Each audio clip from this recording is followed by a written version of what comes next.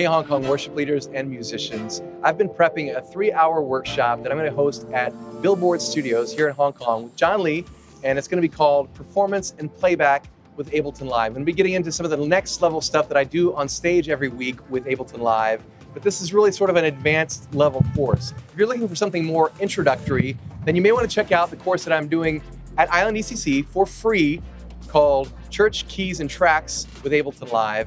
It's more of an introductory course. We're going to have some rigs set up. You can get familiar with using a computer to play keys or just using a computer to run tracks for your worship service.